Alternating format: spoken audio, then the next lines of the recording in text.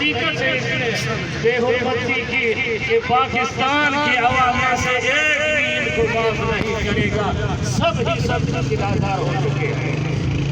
America को क्या हुआ कि अमेरिका हमारे मुल्क में मुदाखलत कर रहे हैं।